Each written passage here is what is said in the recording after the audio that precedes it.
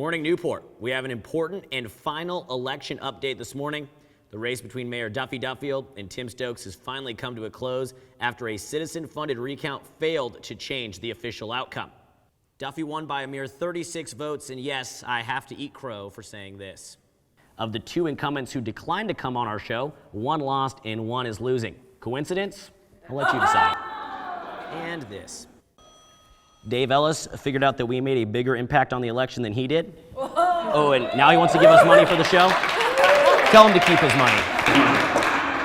You may have won this time, Voldemort, but this is only book one of a 7-book series. You should be kicking yourself if you didn't vote in this election. With a mere 36-vote margin between Duffy and Stokes, every vote truly counted. In fact, some votes were counted twice. We'll have attorney Phil Greer on here as our guest to talk about the citizen-funded recount. If you don't believe me that you alone can make the difference, here's Jim Mosier getting a shout out from Councilman Will O'Neill for affecting city policy. And to Jim Mosier's credit, he came to my office hours. He was the only person who came to my office hours this last time, so Jim and I got to spend a lot of time together. And one of the things he pointed out was this policy wasn't actually terribly well written for what the intent was. So if within the intent of it, that's what we've gone back and redone based on that conversation. How this came about, it's because a member of the public came to office hours. Come to office hours. Straight from a councilman himself, one person really can make a difference, especially when it's city council folk hero Jim Mosier. Santa Claus is coming to town this week, and equally exciting, sidewalk food vendors are coming to town in the new year. Some citizens are taking the opportunity to try and make some positive changes. Hoyen Ip spoke to the council with an idea on how to stop an increase in beach pollution, utilizing a simple sign about sustainability. So I suggest let's turn this into opportunity, turn these street carts into vehicles of public education by displaying a serve-on request card. If staff could hand out a serve-on request card with a permit, let the vendors practice it voluntarily, then that will be the cheapest, easiest, quickest way to reduce trash at the source. Let's take a look at where the push carts will be permitted. Thanks to our new mayor, Diane Dixon, for bringing it to our attention. Vendors are allowed in our neighborhoods as long as they are moving, and in commercial areas, they can be stationary.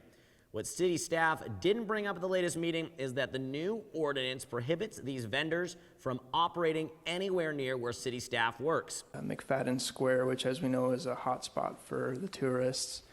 It's also the location of lifeguard headquarters. So Corona Del Mar, again, along Coast Highway between Avocado and Hazel, alleys, parking lots, beaches. So it does preclude sidewalk vending from the entirety of the Civic Center property, meaning the building at 100 Civic Center Drive, as well as the parking lot areas.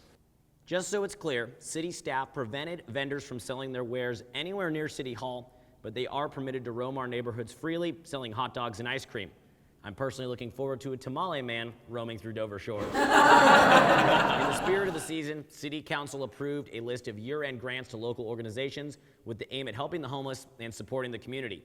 What became increasingly clear is that it is very unclear on who's deciding which organizations get the money. That one group I thought was very successful, helping homeless get jobs to make them permanently on their own feet, is a group called Second Chance. I think we've awarded them the funds in the past, and I don't see them, and I've heard that they've been fairly successful in making permanent changes in these individuals' lives. So I'm going to request from my colleagues, I'm very flexible. I see that the capped amount for this is $40,000. Either allocate them the same amount that the other groups are getting, which is roughly $5,000, which would be in addition to the $40,000, or perhaps find $5,000 somewhere else. I hate to do this, but maybe take $5,000 from Balboa Island Historical Society, which only leave them $20,000. And I think they're fine organizations.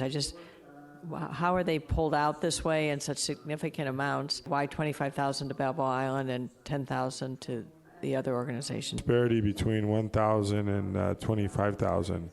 Who gets to decide on that? You know, what is the basis on that? If the Balboa Island Historical Society can get $25K, they could throw at least 5 Gs to Good Morning Newport. No, really, it is becoming a bit alarming how arbitrary these funding allotments are. The council's reason for giving one organization 5 times more than the others is because that's what they did last time? As far as I understand, it was a direction given by council for the fiscal year 16-17 to allocate these dollar amounts, and they've continued at least 16-17, 17-18. So just in keeping with that, as it's been laid out in prior years. If that's the way we've always done it is your best reason for doing something, it's not a good reason at all. Joining us tonight is the lawyer who was in charge of overseeing the recount in the Duffy-Stokes election, Phil Greer. Take it away, Riley. Thank you, Alex. I'm here with Phil Greer. Thanks for joining us, Phil. My pleasure. Thank you for inviting me. So we were both at the recount this past week, and lots of exciting things. For me, the best part was being able to see how it actually works, the people who are doing the counting, the process they go through, and how strict it actually is to make sure there's no mistakes. What did you think? I think that, first of all, we have to be very appreciative of the fact that Neil Kelly is probably the best registrar of voters in the state of California. And as you saw, he runs an incredibly efficient operation. I think, secondly, the volunteers that came in were able to see how democracy really works, how their votes are counted, how every vote is checked, how duplicates and other issues that arise are resolved in a very fair, equitable, and competent manner. I think it reinforced for a lot of people the integrity of the system. I think that was incredibly important. Now, for our audience who wasn't able to actually see what it looked like, can you describe the process of the recount? We had 6 volunteers. There were 6 large tables that were set up in a conference room, essentially, at the Registrar of Voters' office. And they were manned by 4 individuals from the Registrar of Voters' office. One would count the vote, one would observe the count, one would mark it down, and one would observe the marking down. So you had double checks on every activity that was going on. So when I was there, I was sitting with the group of 4 at a table, and they were counting a certain district of Newport, or just a precinct, not an entire district. And there was probably over 500 ballots right there. Right. And they first counted every single ballot. And then once they had confirmed the number of ballots in that little portion, they then went through and looked particularly at the Duffy-Stokes ballot, part of the ballot. And one guy would point Duffy or Stokes. And as one guy pointed, another person was solely just watching him point. Right. Another person was, or no, 2 other people were keeping a tally of what the counter was saying. Right. And then they would check every 5. That was the way it was checked. And if you notice too, they were using different colored pencils at every 5 too, to make sure that they didn't lose count. And so you have a very, very pervasive system of checks and double checks so that every vote is counted and every vote is counted correctly. And the ability of our observers to look at those and to challenge those that we felt were necessary to challenge is just a great insight into democracy and how the elections are run. And unfortunately, there were no votes that we could challenge that would change any of the outcomes. This wasn't the OCGOP trying to do something. This was the community asking to make sure that these votes were counted properly. And I think that says a lot about the involvement of the residents in this community. Yeah, why do you think the community was so willing to spend their own money on ensuring that the elections were exactly what they came out to be? Well, I think people wanted change. I think if you look at the elections, Scott Piotr, who, you can think what you want, but Scott Piotr was part of the old school team Newport, and he was soundly beaten by Joy Brenner.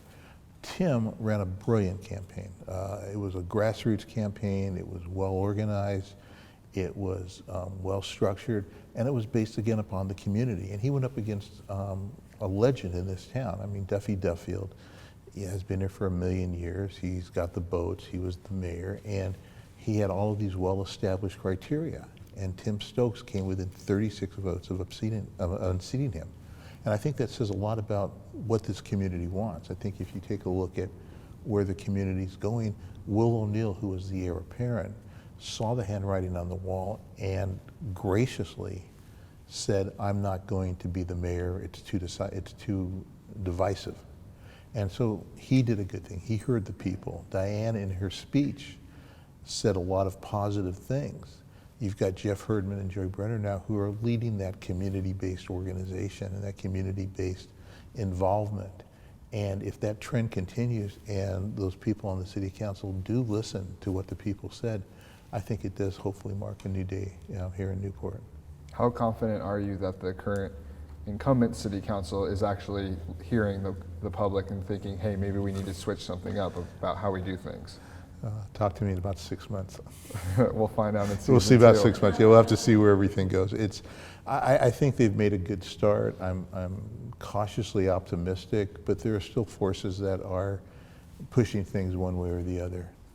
The last observation I want to share with everybody is how surprised I was at actually seeing people's full ballot sheets. Now, you can't actually see whose ballot sheet it is. You can't see any names, but you can see, did they vote on all of them? Was it blank? And I was shocked at how many ballots didn't vote on the city council members. They're voted on everything else that has to do with the city, including the water district questions, where I'm sure they had no idea really what was happening. Why can't people be informed enough to be voting also on the city council? And I think had they been, we would have seen a drastically different result, surely not 36 vote margin. I think you would have. I think in Tim's district, I think the undervote, which means nobody voted for, the voter didn't vote for anybody, was about 6,500 people just chose not to vote in that election. So they just either didn't have enough information or they didn't care. And I think that's part of the candidate's obligation to get out there and make them care. Part of the problem too is, and this is my little public service announcement, if you're gonna register to vote before the deadline. There were probably 30 or 40 votes that were not counted simply because somebody registered after the October 22nd cutoff date. And who knows where those votes might have gone and who knows what that might have changed. So it's a matter of educating the voters as well. Well, here's to hoping that more people will vote for city council members in the next election. Absolutely, and you guys are doing a great job helping people get motivated and understand it, so thank you for that. We'll see where we are in 2 years. Thanks for joining us, Phil. My pleasure, thank you. Back to you, Alex.